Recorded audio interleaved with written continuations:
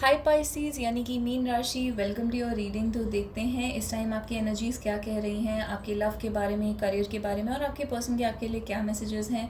तो आज की रीडिंग थोड़ी छोटी होगी और बाद में हम लंबी रीडिंग्स करेंगे, बट आज मेरे पास टाइम कम है तो let's do a quick reading for you. आपके लव और करियर में क्या हो रहा है और आपके पर्सन के आपके लिए क्या मैसेजेस हैं। तो कार्ड्स गिरने शुरू हो गए हैं।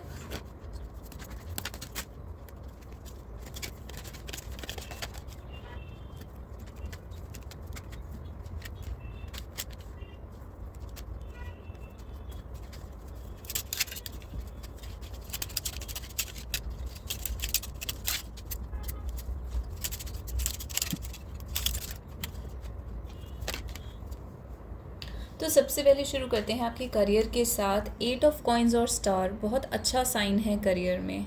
स्टार दिखाता है सक्सेस को, फ्यूचर के बारे में, बड़ी बड़ी होप्स, एम्बिशन, अचीवमेंट, फेमस होना, सेलिब्रिटी जैसा होना, पॉपुलर हो जाना, इंटरनेट पर फेमस हो जाना। तो अगर आप काम करते रहते हैं कंटिन्यूसली तो ये सब चीज़ें आपको मिल जाएंगी फ्यूचर में। 8 ऑफ कॉइन्स होता है लगातार काम करने का, लेकिन 8 ऑफ कॉइन्स में डिफ़िकल्टी ये होती है कि अपने आप को बहुत डिसिप्लिन करना पड़ता है, रूटीन को फॉलो करना पड़ता है। कोई काम अच्छा लगे या ना लगे करना पड़ता है। तो आप अगर कॉन्स्टेंटली मेहनत करते जाएंगे, काम करते जाएंगे, डेडिकेशन दिखाएंगे और रूटीन और डिसिप्लिन के साथ चलेंगे तो ये सारा सक्सेस आपका होगा। तो आपके लिए इस टाइम पर काफ़ी पॉजिटिव मैसेज बना हुआ है, एक्सेप्ट अगर आप रूटीन अपनी अच्छी रखते हैं और अपना डिसिप्लिन अच्छा रखते हैं। तो यहाँ पे आपको थोड़ा डिफ़िकल्टी हो सकती है इस चीज़ में, इस काम में, और आपको कुछ मुश्किलों का सामना करना पड़ सकता है जहाँ पे आपकी रूटीन और डिसिप्लिन की बात आती है। हो सकता है दूसरे लोग आपको डिस्टर्ब करते हों या किसी ना किसी कारण से आपकी रूटीन वगैरह डिस्टर्ब होती रहती हो, क्योंकि यहाँ पर 8 ऑफ कॉइन्स में जो कार्ड डिपिक्ट करा गया है उसमें ये लड़की काफ़ी ज़्यादा परेशान है अपने काम को करते हुए, लेकिन जो लेटर ऑन रिज़ल्ट है वो स्टार है, जो कि बहुत ही पॉजिटिव साइन है। बहुत ही फेमस और सक्सेसफुल एक स्टार की तरह, एक सेलिब्रिटी की तरह आप शाइन कर सकते हैं अपने करियर में। तो डेफिनेटली आपके करियर में बहुत अच्छे साइंस आए हैं। आपके लव में जैसे कि यहाँ पर आप देख रहे हैं 6 ऑफ कॉइन्स, आपके पर्सन की किसी टाइप की कोई बात आपको पता चली है या उनकी कोई एक्शन के बारे में कोई एक्शन आपको पता चला है या उनके कोई डिसीजन है इस टाइप के, जिसकी वजह से आपको ऐसा फील हो रहा है जैसे कि आपके साथ डिसेप्शन हुआ है। डिसेप्शन यानी कि धोखा, यानी कि आपको ऐसा लगा है कि आप डिसअपॉइंट हो गए। ये कार्ड है डिसअपॉइंटमेंट का। आपने ऐसा नहीं सोचा था कि ये होगा या इस तरीके से ये चीज़ होगी। आपको डिफीटेड फील हो रहा है, यानी हारा हुआ, हताश महसूस कर रहे हैं और आपको ऐसा भी लग रहा है जैसे आपके साथ धोखा करा गया है, जो कि आपने कभी भी नहीं सोचा था। उस तरीके का कुछ यहाँ पर हो गया है, आपके पर्सन ने कुछ ऐसा कर दिया है, इस चीज़ की आपको एक्सपेक्टेशन नहीं थी, तो कुछ नेगेटिव हुआ है आपके साथ। Getting to know each other में आपके पर्सन जो है वो किसी और से उन्होंने बात करनी शुरू कर दी है, किसी और में ज़्यादा इंटरेस्ट लेना शुरू कर दिया है, या फिर आप एक दूसरे को अभी जान ही रहे थे और आप एक प्रोसेस में थे जहाँ आप एक दूसरे को समझ रहे थे अभी, लेकिन अचानक से बीच में ये डिसेप्शन आ जाता है और ये डिसअपॉइंटमेंट आ जाती है। तो एक धोखा और उसके बाद निराशा, हाथ लगना। तो इस तरीके के आपके डिफ़िकल्ट थोड़े से कार्ड्स बने हुए हैं। आपके पर्सन ने, हो सकता है यहाँ पे कोई गिफ्ट एक्सचेंज हुआ हो या कम्युनिकेशन, मटेरियल चीज़, मीटिंग हुई हो या मीटिंग होनी थी और नहीं हुई। तो इस तरीके का कुछ कोई सैड सिचुएशन आपके लिए बनी हुई है। तो डेफिनेटली नेक्स्ट टाइम चेक करेंगे कि एनर्जी बदलती है या नहीं, बट फ़िलहाल तो यही एनर्जी आपके लिए आई है। अब आपके पर्सन के आपके लिए मैसेजेस देख लेते हैं। Crime, other, enemy, king, mundane. Other और एनिमी ये दोनों थर्ड पार्टी को दिखाते हैं। कोई थर्ड पार्टी हो सकती है यहाँ पे, या फिर आपके पर्सन जो है वो दूसरे कामों में ज़्यादा बिजी हैं। और क्राइम का कार्ड दिखाता है कि जो आपके पर्सन हैं, ज़रूरी नहीं है कि उनका जो मन है वो बिल्कुल साफ़ हो सकता है वो थोड़ा सा ट्विस्टेड बिहेव कर रहे हैं यहाँ पर, अपना बेनिफिट ज़्यादा देख रहे हैं। क्राइम जैसे एक क्रिमिनल होता है उस तरीके से उनका दिमाग चल रहा है कि कैसे मैं अपना बेनिफिट निकालूं आपसे और किसी थर्ड पार्टी से भी।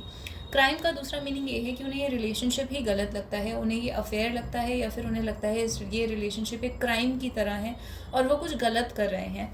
और कोई अदर भी है जो इस रिलेशनशिप में इंटरफेयर कर रहा है।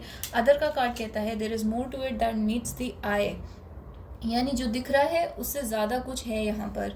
मंडेन का कार्ड है जो रोज़मर्रा में आपको नज़र आ रहा है। बेसिकली रोज़मर्रा में आपके पर्सन एक रूटीन फॉलो कर रहे हैं, अपनी डेली लाइफ कुछ दिख रहा है, बट रियलिटी जो है वो कुछ और ही है। जो आपको आंखों के सामने दिख रहा है उससे ज़्यादा there is more to it, there is something more जो आपको नहीं पता है यहाँ पर। किंग का कार्ड ये दिखाता है अगेन आपके पर्सन एक ईगोइस्टिक पर्सन है, उनकी एक अथॉरिटी है, लेकिन एट द सेम टाइम वो ईगोइस्टिक हैं, सेल्फिश हैं, नार्सिसिस्टिक हैं और अपने बारे में ज़्यादा सोचते हैं। और एंकर का कार्ड है, किंग का कार्ड जो है वो क्राउन के साथ साथ एंकर का कार्ड है, यानी कि एक एंकर जो कहीं हिलता नहीं है, एक अपनी रिजिड थिंकिंग से जो उसने सोच लिया, जैसा सोच लिया वो वैसा ही करता है। तो वो चीज़ यहाँ पर एक स्टेबिलिटी और दिख रही है, जैसे कि आपका जो पर्सन है वो मूव नहीं करना चाहता है अपनी जगह से बिल्कुल भी। और एनिमी इस रिलेशनशिप के एनिमीज़ हो सकते हैं, इस रिलेशनशिप के अंदर आपके जो पर्सन है वो एनिमी जैसा बिहेव कर सकते हैं। तो इन सब चीज़ों के अलावा आपके पर्सन के ये आपके लिए मैसेजेस हैं, यानी कि वो इन चीज़ों के बारे में आपसे बोल रहे हैं। अगर वो बोल सकते तो आपसे वो ये सब बोलते कि उन्हें लगता है इस रिलेशनशिप में बहुत एनिमीज़ हैं, वो जानते हैं कि वो एक किंग की तरह एक्ट कर रहे हैं, बहुत ईगो में एक्ट कर रहे हैं। वो ये भी जानते हैं कि ये रिलेशनशिप कहीं ना कहीं उन्हें क्राइम जैसा लगता है, यहाँ पे उन्होंने आपके साथ कोई क्राइम करा है, आपके साथ कुछ गलत करा है, आपको जिस वे में ट्रीट करा है वो एक क्राइम की तरह है। बट वो खुद कह रहे हैं कि मैं इम्प्रिजेंट फील करता हूँ या करती हूँ। इम्प्रिजनमेंट का मतलब जेल में बंद होना, तो उन्हें ऐसा लगता है जैसे वो जेल में बंद हैं। कोई अदर भी है जो इम्पोर्टेंट है, ये वो आपसे कह रहे हैं कि आपके अलावा कोई दूसरा भी है और उसके बारे में भी सोचना है, या फिर करियर, जॉब, दूसरी चीज़ें हैं उनके बारे में सोचना है। और एक जो रोज़मर्रा की लाइफ है उनकी, उसमें वो बहुत ज़्यादा इन्वॉल्व रहते हैं।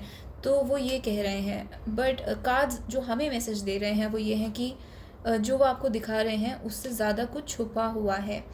तो आपको, आपके ऊपर है आप इनको कैसे इंटरप्रेट करना चाहते हैं, तो ये मैं आपके ऊपर छोड़ देती हूँ। आप मुझे कमेंट्स में बता सकते हैं ये रीडिंग आपको कैसी लगी और इसका क्या और इंटरप्रिटेशन आपके मन में आता है।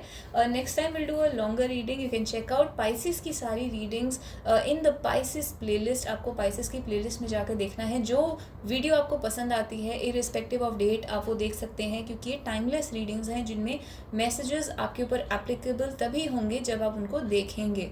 तो जिस भी दिन आपका मन करे आप उसमें से अपने लिए मैसेज निकाल सकते हैं। So thank you so much guys, see you in the next video next week. Till then bye bye and take care.